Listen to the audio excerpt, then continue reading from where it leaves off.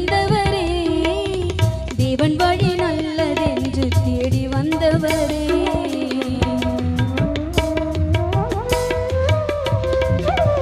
கர்த்தருக்கு மகிமை என்று நம்பி வந்தவரே, தேவன் வழி நல்லதென்று தேடி வந்தவரே.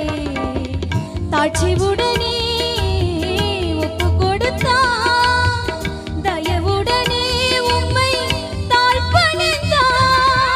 தாட்சிவுடனே